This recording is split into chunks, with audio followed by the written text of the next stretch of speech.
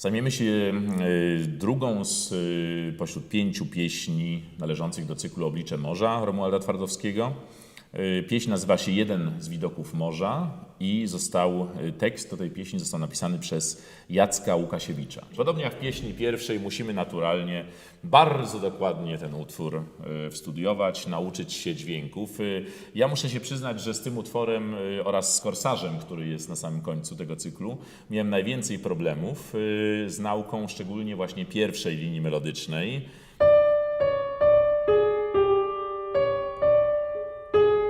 No nie ma problemu, ale tutaj pojawia się B nam na przykład w tym momencie, które mnie kompletnie wyprowadza z formy. Ja jestem w stanie zrozumieć te pierwsze jakby 2 takty, czyli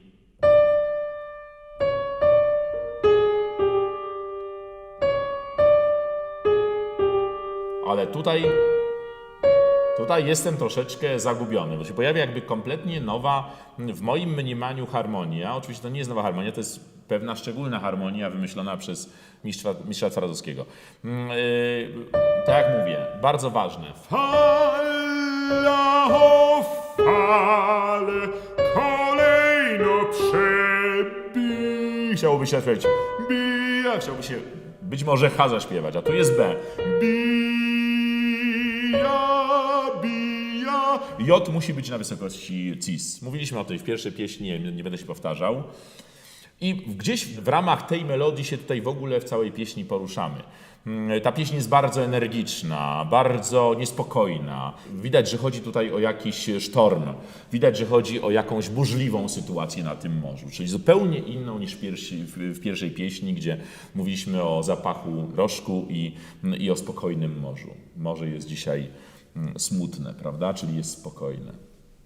No i teraz tak, to jest jakby ekspozycja, prawda? Fala o falę kolejno przebija, fala z falą wznosi się i mija. Musimy mieć świadomość tego falowania, prawda? Tego jakiegoś takiego przebywania albo na bujającej się łodzi, albo na desce windsurfingowej, jakiegoś totalnego niepokoju, prawda, w tej muzyce. No i teraz kompozytor przechodzi do zupełnie innego fragmentu, w którym zaczyna się bawić jakby tym klimatem. Ta melodia ma też zupełnie inny charakter.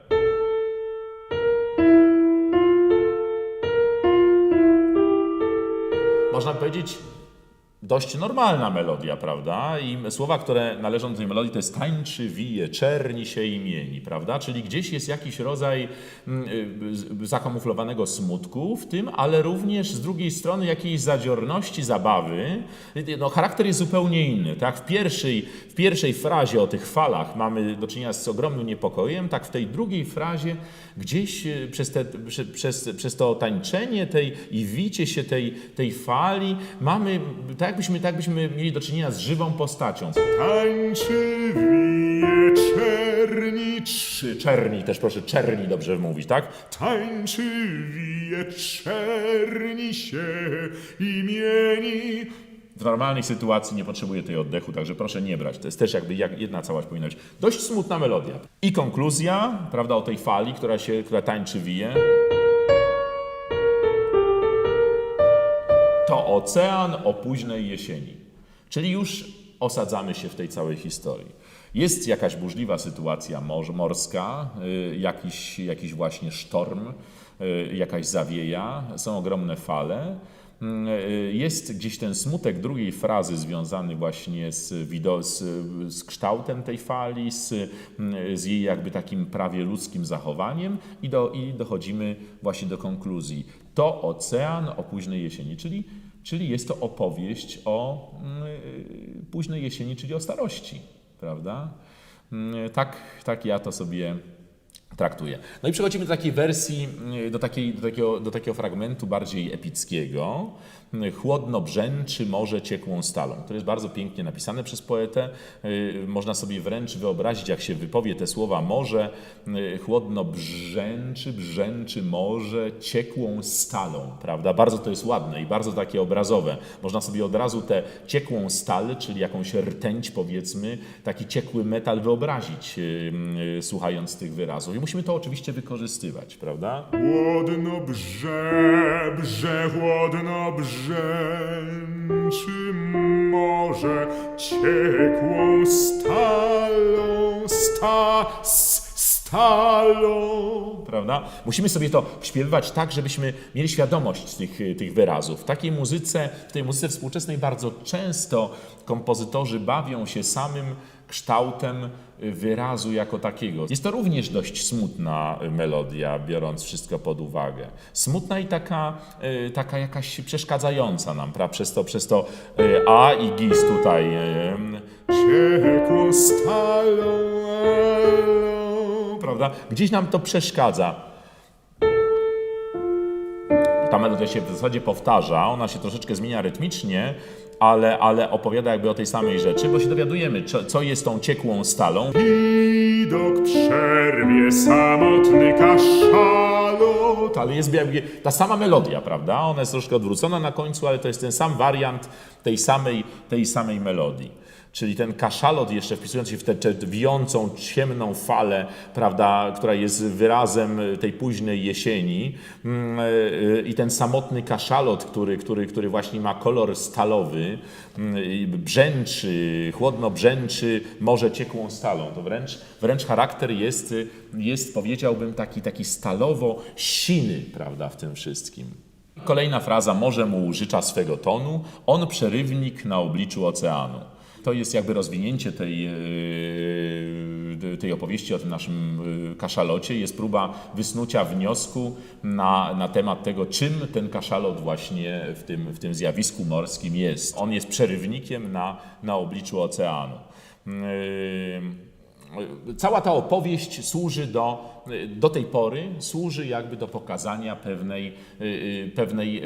pewnej zaistniałej, dość dramatycznej sytuacji na morzu.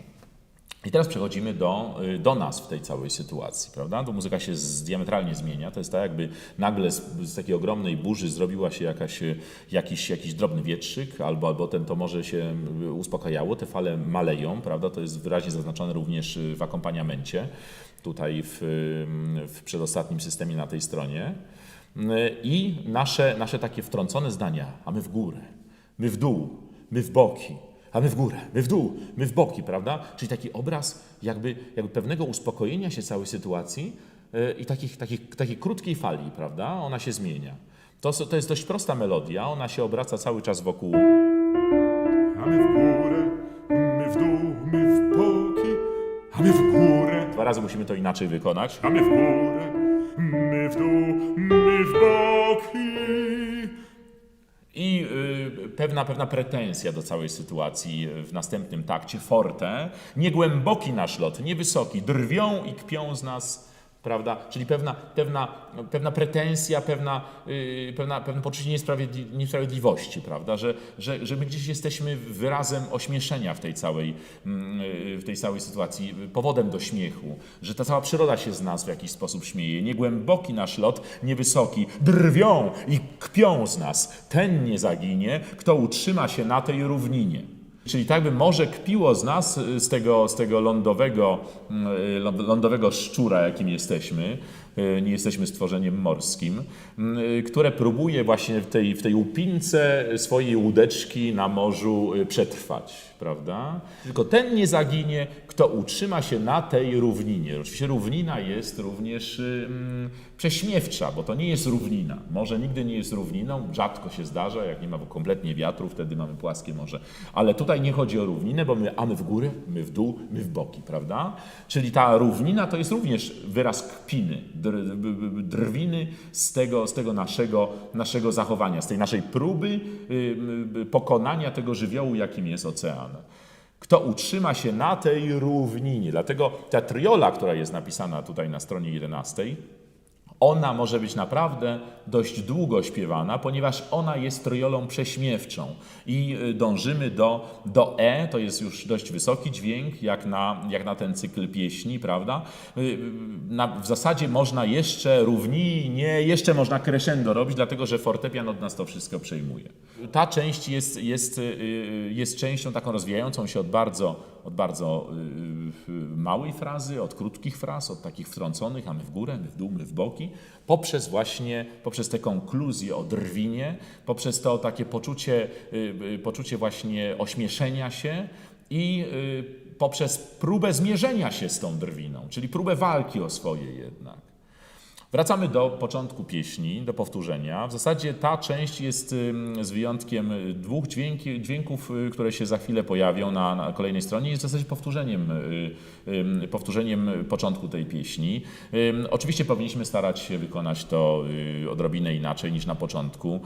Ja wymyśliłem sobie, że na stronie 12 od tego powtórzenia tańczy, wije, czerni się i mieni, że tutaj chciałbym zaśpiewać pianissimo, czyli tak jak tam, gdzieś fascynowałem się tym tańcem, tym tańczy, wije, czerni się i mieni, prawda? Tak tutaj gdzieś staram się jakby być bardzo ostrożnym w tym tańcu, w tej części, prawda? Tańczy, wije, czerni się i mieni. Po to, żeby właśnie tutaj móc nabudowywać sobie to crescendo do końca pieśni. Tu jest właśnie różnica z początkiem.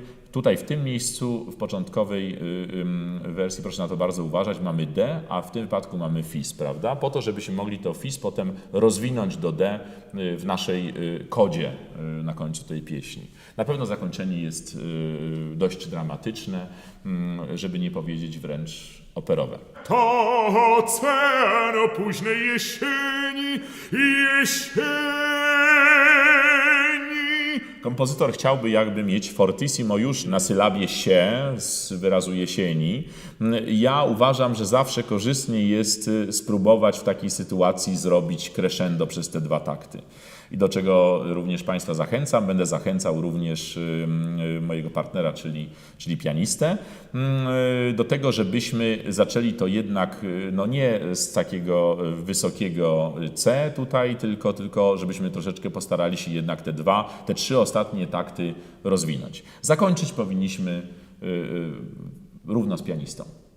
Dziękuję.